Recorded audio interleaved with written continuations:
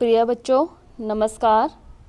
बच्चों, मैं विश्वास स्कूल से आपकी हिंदी की अध्यापिका बोल रही हूँ।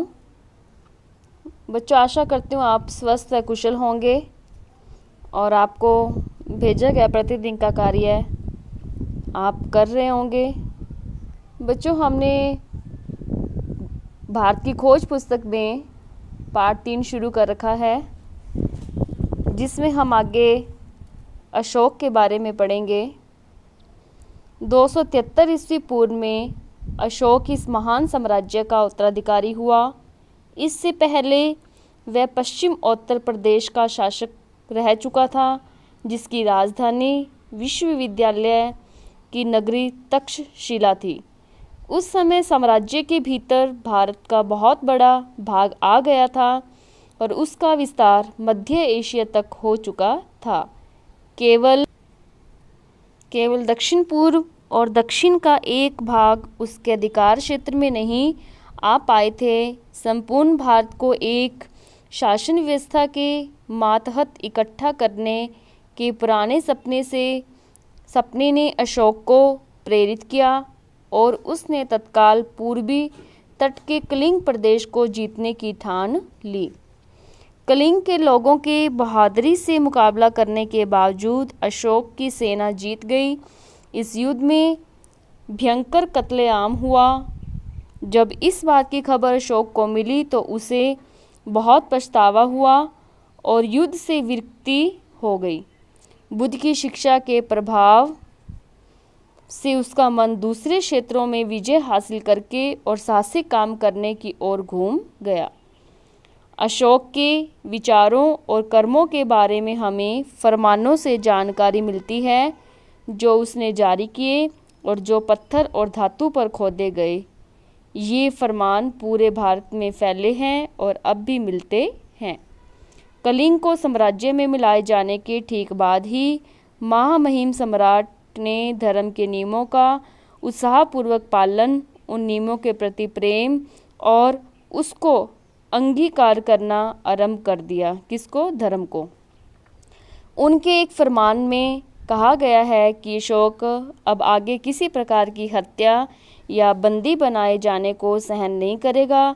कलिंग में मरने और बंदी बनाए जाने वाले लोगों के 100वें 1000वें हिस्से को भी नहीं, सच्ची विजय कर्तव्य और धर्म पालन करके लोगों के हृदय को जीतने में है। फरमान में आगे कहा गया है, इसके अलावा यदि कोई उनके साथ बुराई करेगा तो उसे भी जहाँ तक संभव होगा महामहिम सम्राट को झेलना होगा। महामहिम सम्राट की यह आकांक्षा है कि जीव मात्र की रक्षा हो, उनमें आत्म संयम हो, उन्हें मन की शांति और आनंद प्राप्त हो। इस अद्भुत शासक ने, जिसे आज भी भारत और एशिया के बहुत से दूसरे भागों में प्यार से याद किया जाता है, अपने आप को बुद्ध की शिक्षा के प्रचार में, नेकी और सद्भाव के काम में तथा प्रजा के हित के लिए सार्वजनिक कार्यों के प्रति समर्पित कर दिया। उसने ऐसा ऐलान कर दिया था कि वह इनके लिए हमेशा तैयार है। हर स्थान पर और हर समय सरकारी कर्मचारी जनता के कार्यों के बारे में उसे बराबर सूचना देते रहें, चाहे जिस समय और जहाँ भी हो, वह लोकहित के लिए अवश्य काम करेगा। खुद कट्टर बौद्ध होने पर भी उसने दूसरे धर्मों को बराबर आदर और महत्व दिया। अशोक बहुत बड़ा निर्माता भी था। उसने अपनी कुछ बड़ी इमारतों को बनाने में मदद के लिए विदेशी कारीगरों को रख छोड़ा था।